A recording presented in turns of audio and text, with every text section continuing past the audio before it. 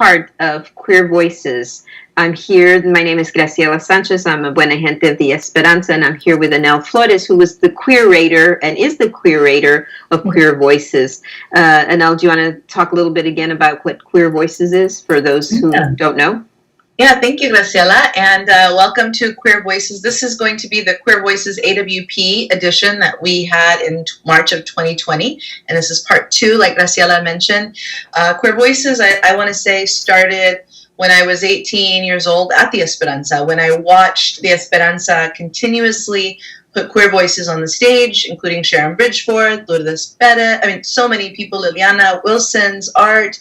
Gloria Saldúa, did you get Saldúa I saw, yeah, absolutely. I mean, there's so many that I could name 20, but I don't want to like mess up and take too much time. So there's so many folks that the Esperanza has continuously brought to their stage, including myself.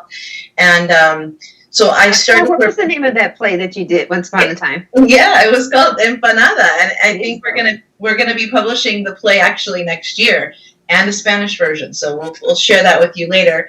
But the play Empanada was on the stage, and some people said during that time at the Esperanza that the girl-on-girl kiss was one of the first on the stage. So I'm really proud of that. So Queer Voices for sure started there. In the rooms and the seats of so many amazing people at the Esperanza. So just while we're at that moment, to all of you, please become monthly donors to the Esperanza. Please become donors. Please give your time and your energy and your money, because it feeds and helps the staff and the programming and the artists. Give to the Esperanza and become a monthly donor. And they have some great gifts. You can look at their website or call them up at 210-228-0201 and call them and become a monthly donor, or join online on their website. So with that in mind, we are here tonight because many years later, after I began working with the Esperanza in the late 90s, I decided to start Queer Voices with the Pride Center. And so a few years ago, we started a monthly Thursday reading. Every fourth Thursday, we brought Queer Voices, 90% local Queer Voices in San Antonio, to read their poetry, their stories, share music. We even have a Queer Voices in Espanol. We had a Queer Black Voices. We had Queer Voices in Music. We've done so many great programs. But the AWP 2020 is what you're going to see tonight. And it is the writers from all over the country, queer writers that came on one single stage in March at the Esperanza, reading their works. So we really want you to enjoy that this evening. It's a collaboration between the Esperanza, San Antonio Pride Center, Raspa Magazine, and the AWP LGBT Caucus. So please join us this evening and watch all these amazing voices. Thank you so much. Thanks again to UNL, and don't forget to check out our website, esperanzacenter.org, or as you said, if you have any questions, call us at 210-228-0201. We will continue to do programming, and as much as you're going to love it, they're going to be critics of this, so don't forget to continue to support queer programming throughout the year. We love you, we miss seeing you, but we'll see you again soon. But enjoy tonight.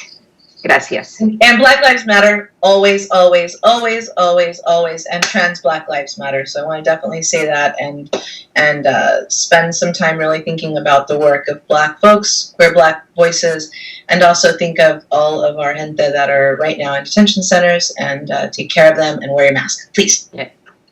Thank you. Call Congress and senators, por favor. Yes, and vote. Vote. Early voting. Sorry, it starts. We voted it, yes. Okay, gracias. Thank you. Adios. Bye-bye. Adios.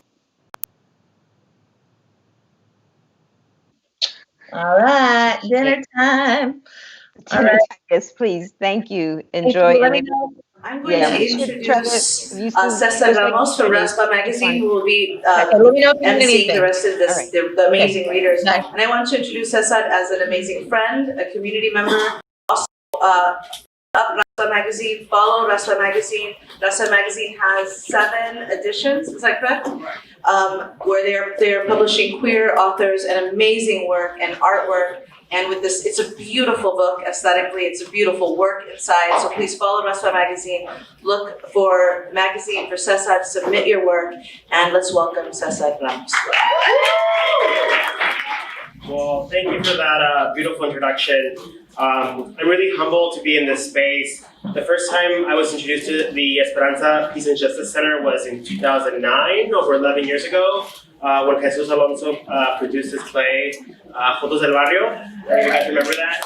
I walked into this space and I realized what it was, and it really inspired me to really move RASPA forward. Whereas Esperanza is a physical space, RASPA Magazine really works to be a space that has no walls, no boundaries, intercultural, international, and we provide a safe space where people can come and write and be themselves without fear of being prejudiced or being ostracized, or being themselves. So I'm really humbled to be in this space.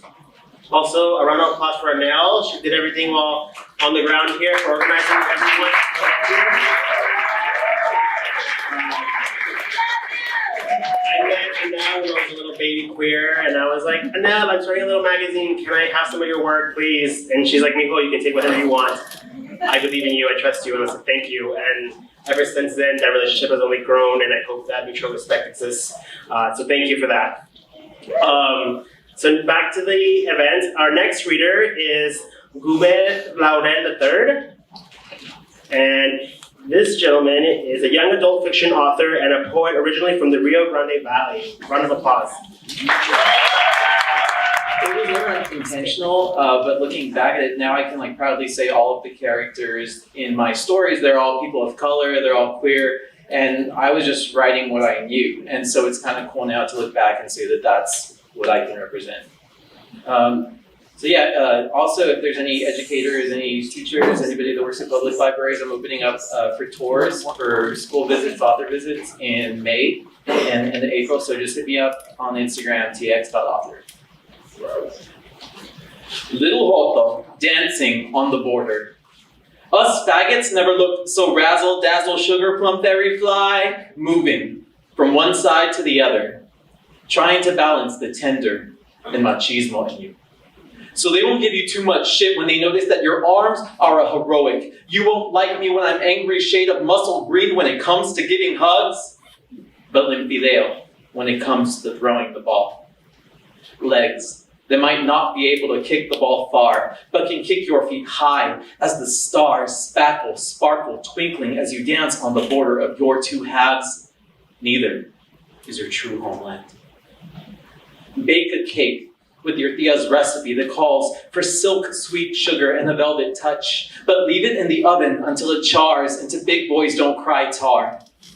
Spend time in the fragrant garden, watered by your tio's thumb, kissing the manguera into a fountain, but stomp on the flowers on the way out, out and in, stomped all over. You have been made to be the beat down, burnt out doormat to everyone who refuses to accept your jazzy sparkle, who refuses to comprehend your folkloric flair, applauds their own toxic, poorly disguises, I know what's best is for your own good, ignorance.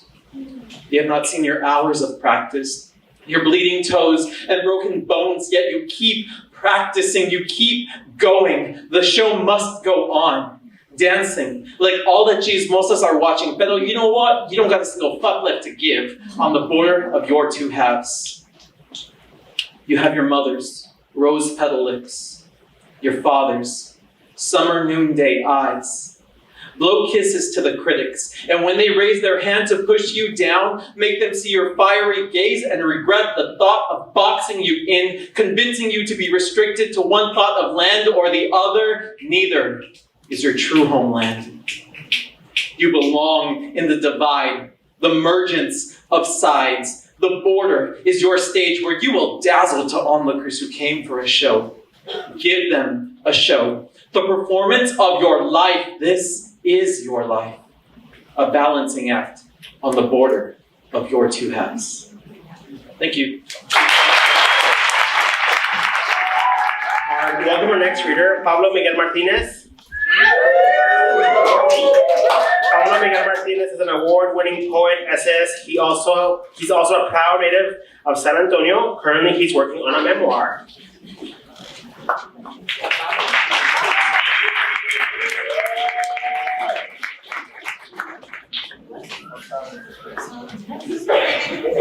Well, maybe he stepped out. We'll go to the next one, and then we'll come back if he comes back in.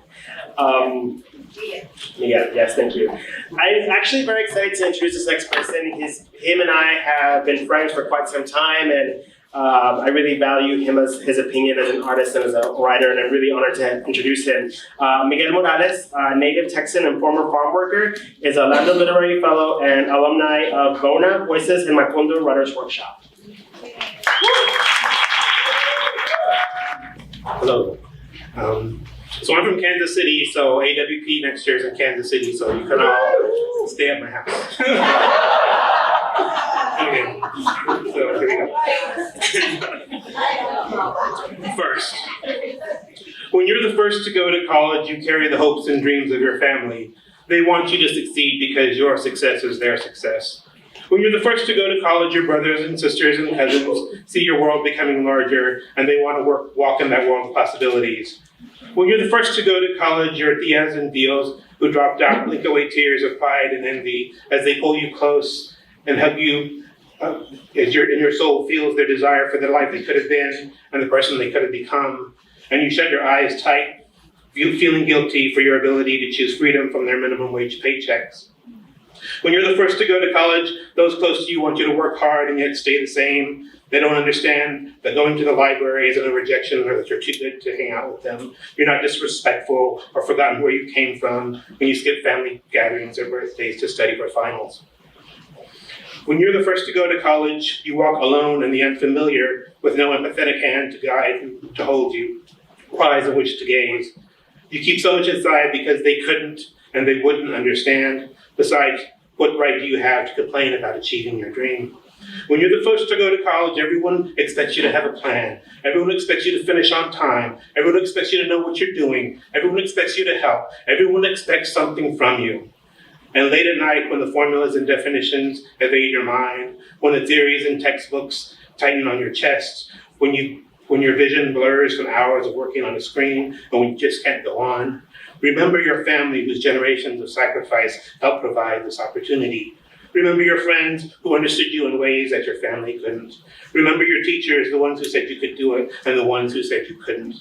But most of all, remember yourself and the courage and the patience and the fortitude and the persistence that is required when you are the first to go to college. Elders.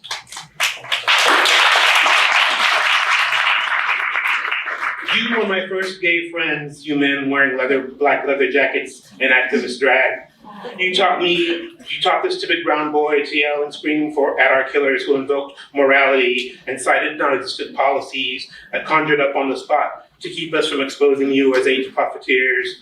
You taught me that our voices could stop traffic, that our voices could end the system, that our voices could save lives. You taught me how to find this voice. You taught me about my queer body, even though yours was under attack. Mark Cheney, you bald-headed, badass motherfucker, you filled a vial with your positive blood and you smashed it on the city council chamber doors to protest AIDS budget cuts. And then you were arrested because your blood was a deadly weapon. After my first arrest, you took a button off your jacket that read, "I was arrested for fighting AIDS," and you pinned it on my shirt. I wish you were here to teach me how to be old, how to wear my gray and my wrinkles at the same time and same pride as you wore your black shirt with a pink triangle, because silence equals death and action equals life. Come on.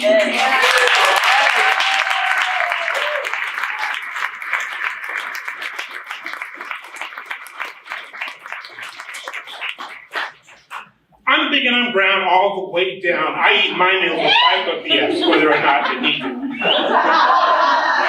I order 2 pizzas for lunch, one for dinner and one for lunch, and a Diet 2-liter because I gotta watch my girlish figure. I drink lots of water like I oughta, and I walk and take the stairs, and I park my car far out there. But my size 48's tell it straight, I'm worth the wait. Your abs slap, and so is your ass, and you will never be as beautiful as my smile. So I don't need your attitude to alter my mood. I don't need your laughs to tell me I'm fat, because I'm big and I'm brown all the way down. Our next reader is Kai Ramey. She's an organizer with Kay Ramey is an organizer with SWU and Trans Lifeline. He is also the creator of NWA Zine, Uplifting Black Queer Creatives.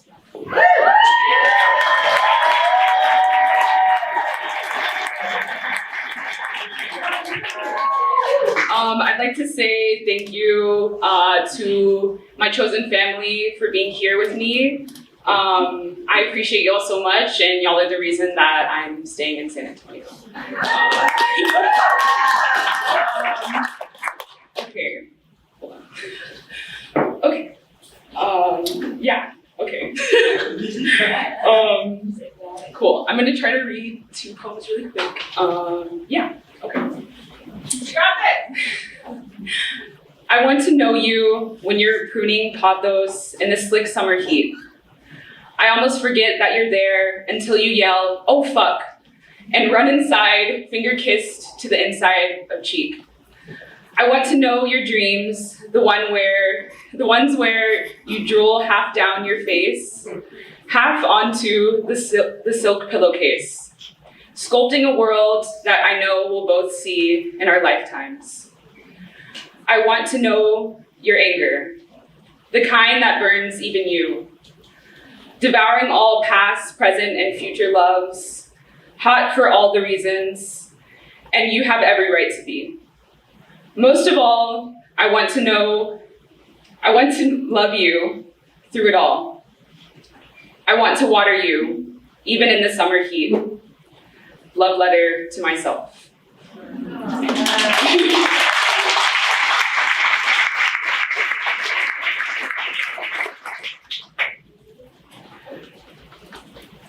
Anti-Blackness as death, Blackness as life.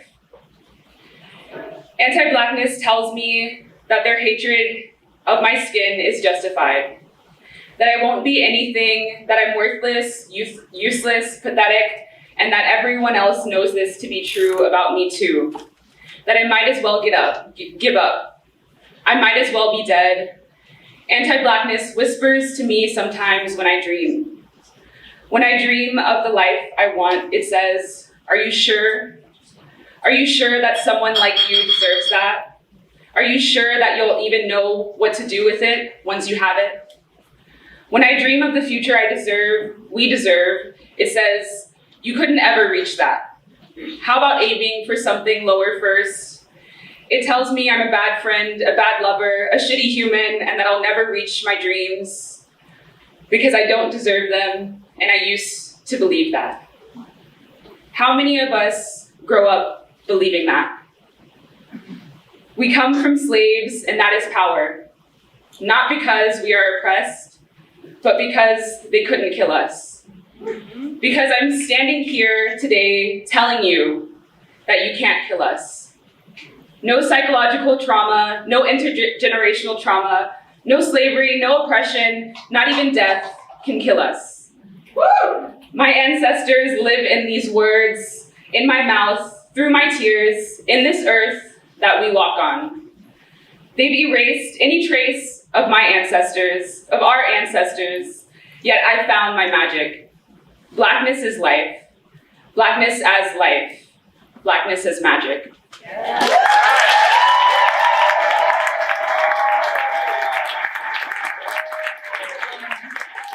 Also, I just wanted to say, I do work for Trans Lifeline. They are a trans-specific suicide hotline. I work on the grant side, but I can at least still talk to you maybe after if you would like to talk about anything in regards to that. Yeah.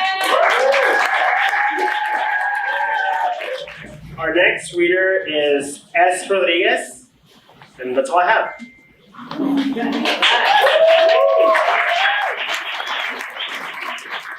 I'm going to read a little bit from a collection of poetry that I'm trying to put out this year. So here we go. Tell me about the fresh air you breathe, uncompressed lungs filled to capacity, Exhale. To become heavy and empty simultaneously, become a sigh. You were a danger once. You came to you in a dream. You as you could be. You as you once were. You as you are, spoke to them. You look good. You stutter. What else are you supposed to say to the future? Looks like you're still human, they say. Mammalian, at least. They touch your face. A face with two eyes still. Front-facing eyes used to mean predator.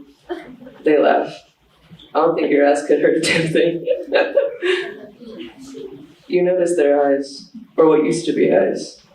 Burned sockets, blackened around the edges, red hollow scars in the center.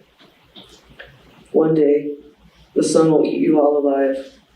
They take their free hand, shove 2 fingers in your still present eyes, force them past the socket into your skull. You wake up screaming, sweating, to the unnerving hum of a broken AC.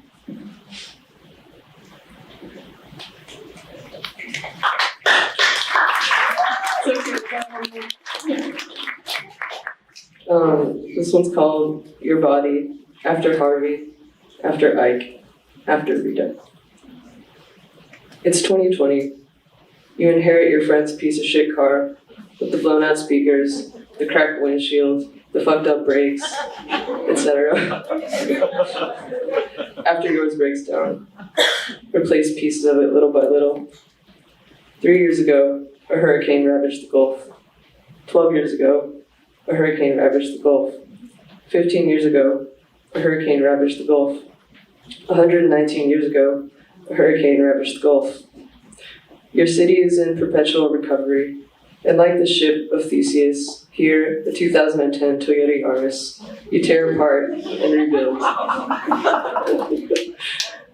And it's the old city, but it's the new city. And it's foreign air in your lungs and faraway waters in your blood. And it's your body for now. Okay, and I got one more.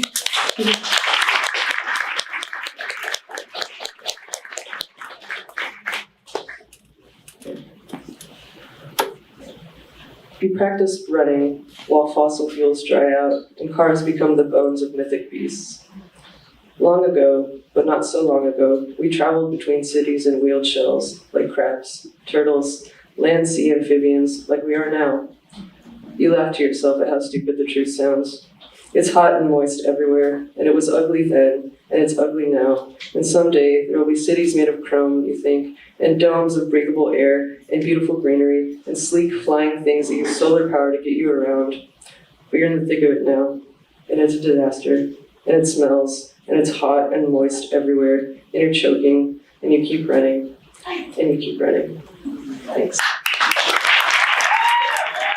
Next reader is our famous and very loved timekeeper. Ida Silva is the author of 3 poetry collections, Furia, Blood Sugar Canto, and Cuicacali, House of Song, and a short story collection, Flesh to Bone. So this poem has a long intro, but I don't have time, so. I'm just gonna say it's a love story, because I love San Antonio even though I've never lived here. And I've loved Esperanza since the first time I came in 1999. And the first time I was on the stage was 2004. And it's a beautiful place to be. So this is the poem I wrote when I realized that my first love was not at 17, but at 6. What I remembered yesterday. At 6, I was the loner kid, the migrant kid following harvest seasons in Texas, Oklahoma, New Mexico. We moved every few months, changing schools, changing homes. I was the poor kid, the dark brown kid, the only girl with short hair and pants. I was the quiet kid who stared at clouds and blades of grass, who walked the perimeter of the schoolyard as if plotting escape, a child in pain with no words for that pain. Ileana was one of the pretty girls, the girls who would grow up to become cheerleaders. Ileana with the pretty gold skin, only slightly lighter than her light brown hair. Ileana with eyes blacker than mine. I don't know what she did or said, but one day the cheerleaders-to-be sent her sprawling into the dirt and turned away. I don't remember if I helped her or if, finding herself alone, she sought me out. But from one moment to another, I went from alone to not alone. Impossible that we had ever been apart. Little soulmate, mirror reflection, inseparable. We had one shadow. We spent every second of our exile breathing the same air, staring at the same clouds, holding the same wildflowers. She held my hand. I loved her with all the passion of my 6-year-old heart. That should be funny, but it isn't, because the passion of my 6-year-old heart was not the passion of my 17-year-old heart, or my 21-year-old heart, or my heart at any other point. At 6, a heart is infinite, devoid of want, devoid of selfishness, devoid of games, devoid of possession, devoid of armor. At 6, a heart is infinite. I don't remember time. Was it weeks, months? I only remember I had no warning. One day to the next, her exile ended. The cheerleaders-to-be took her back. I waited for her, but she never returned to our meeting place. I watched to see if she'd turn and catch my eye and smile her quiet smile, but she never did. Almost 40 years later, I wonder, did it begin then? This lifelong love of heartbreak songs, betrayal songs, abandonment songs, unrequited songs. My 6-year-old voice didn't know the songs I would learn later. Maybe I was 15 or 16 or 17 when that song found me. The song I didn't know would follow me always. The song I know no matter how many years pass without singing it. The song I've known late, early, tired, drunk, sober, heart silent, and heart appealing.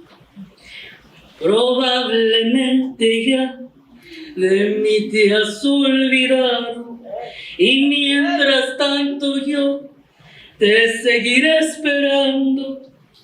Yesterday, I remembered the 6-year-old me and my 6-year-old heart, and I remembered what I'd forgotten. The 6-year-old lives in me still.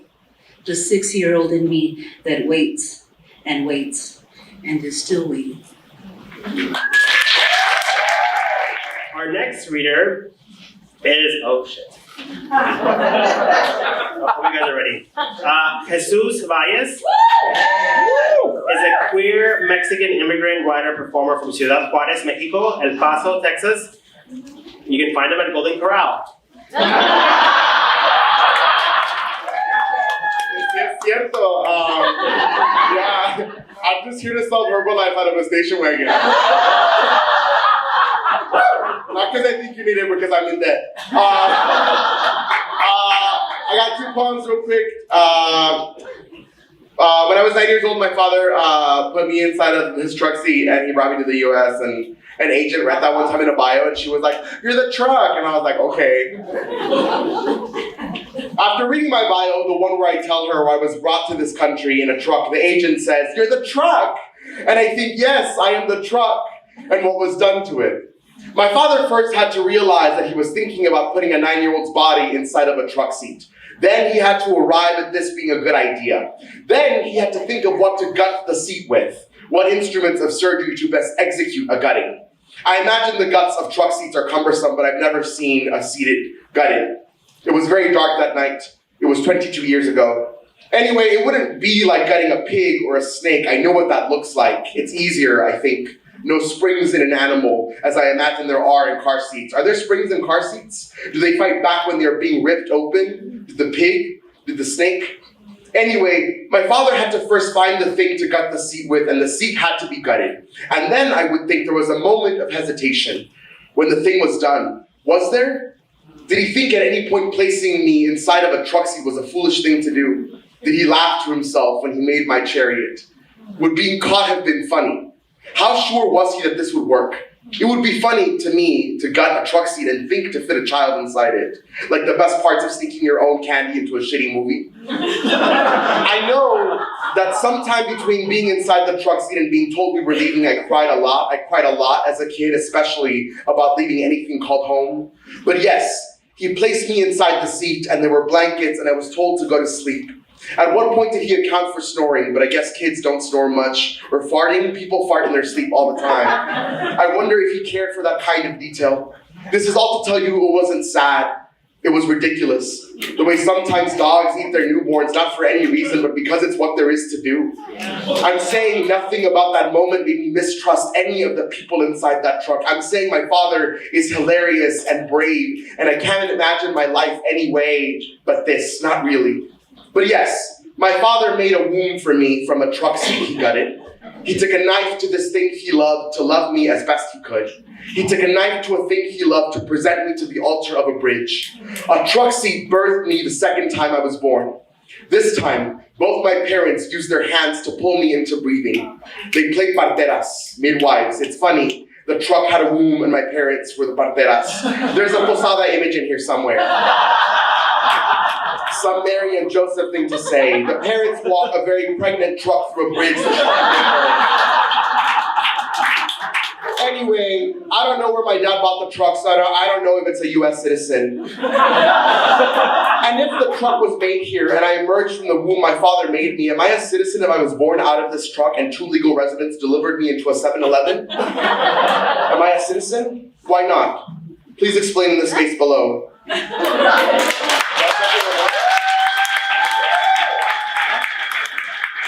Okay, I'm gonna read this one real quick just because a lot of people invite me to do like poetry and they're like, oh, come read. And I'm like, you want me to cry in front of white people?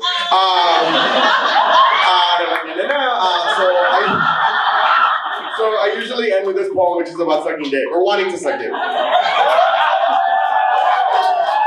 Si quieren, si no. Gatorade, pepino y limón.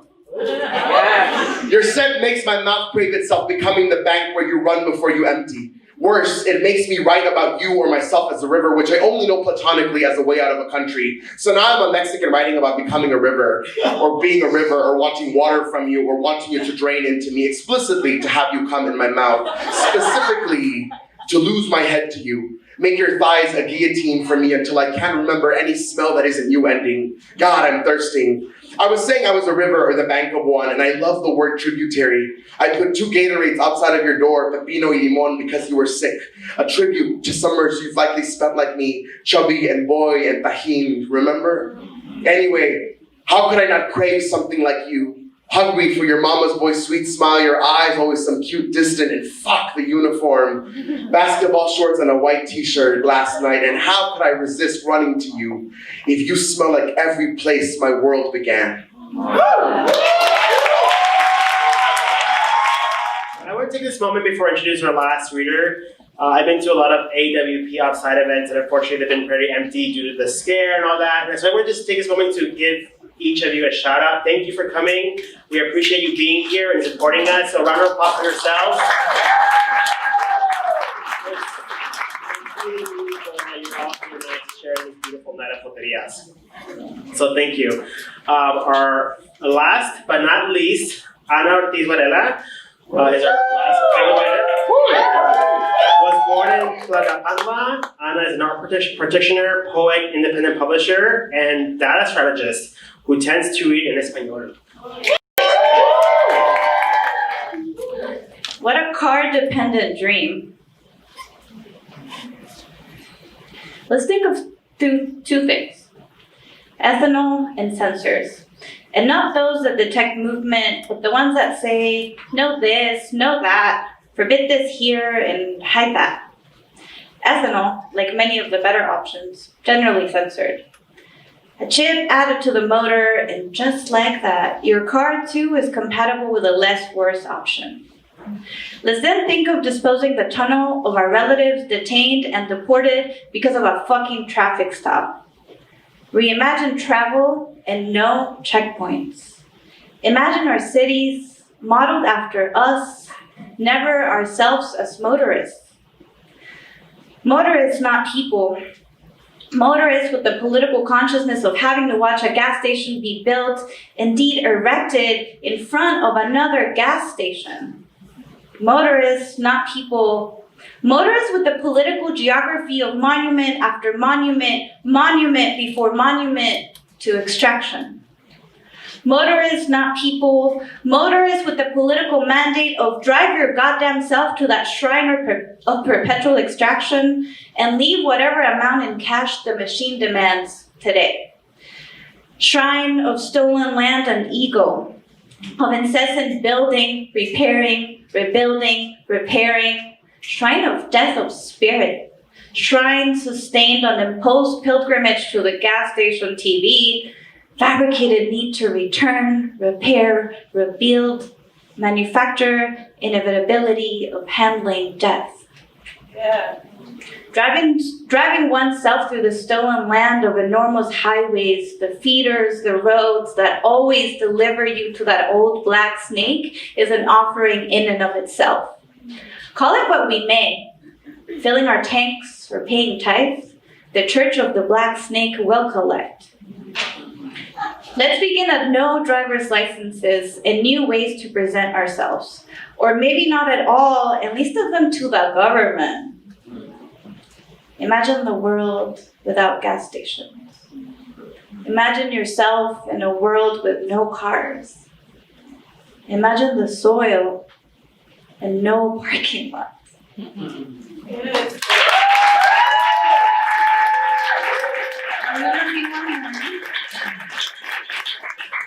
If you live in San Antonio and you've seen me read, you've probably heard this one.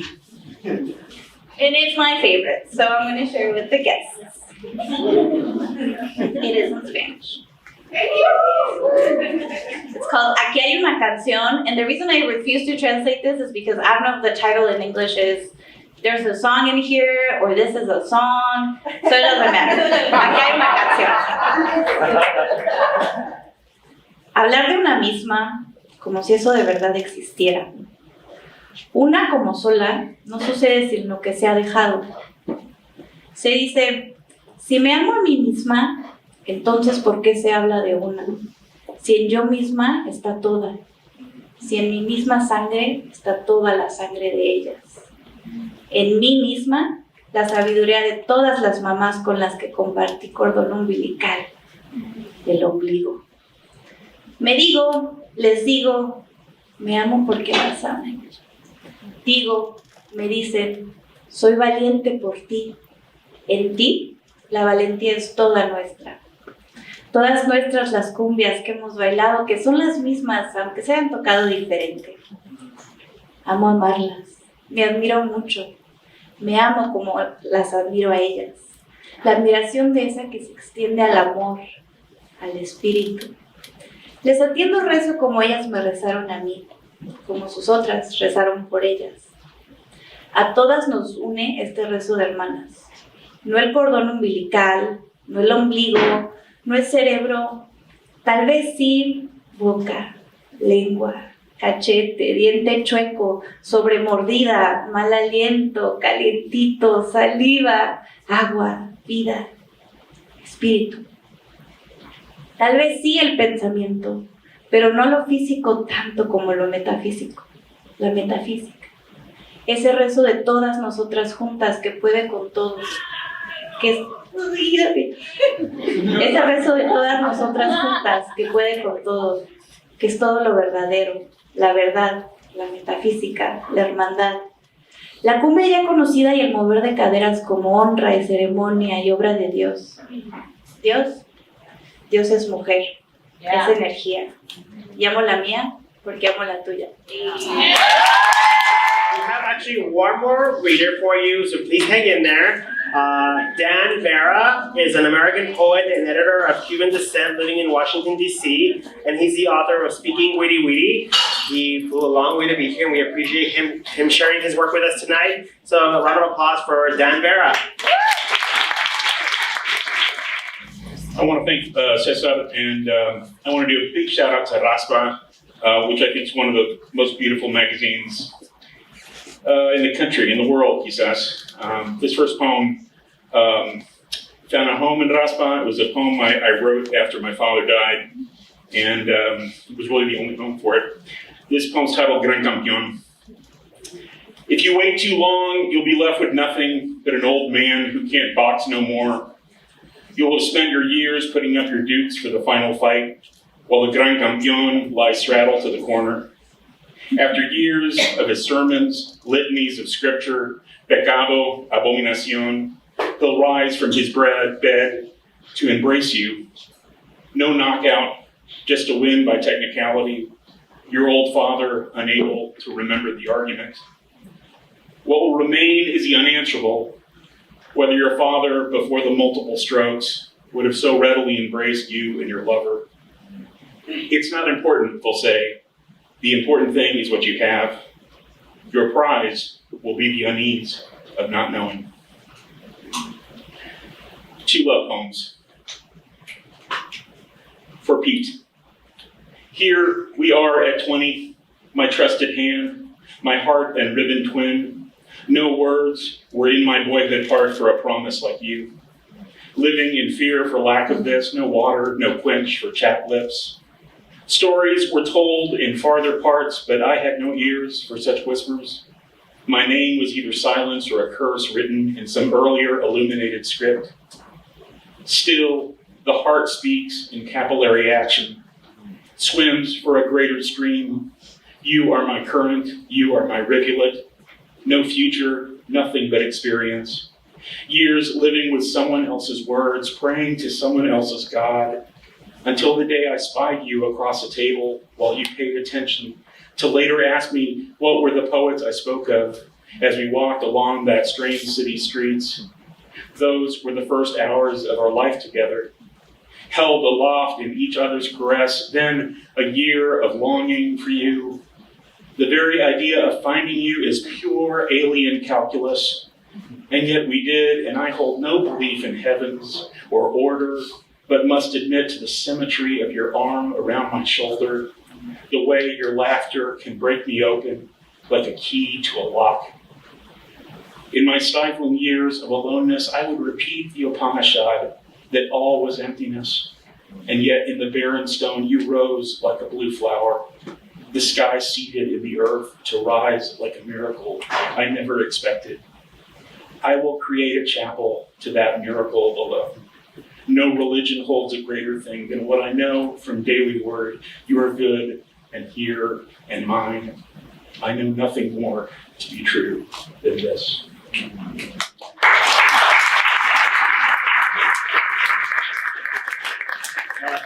After Trump won election, I had to sort of like look into other galaxies, literally NASA images.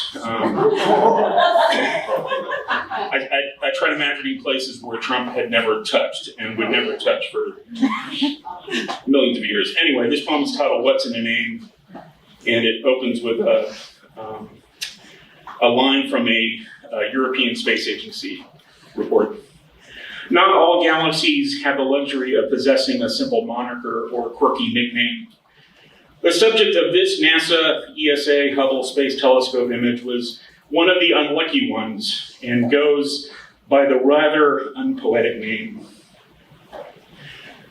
2XMMJ143450.5, we named you.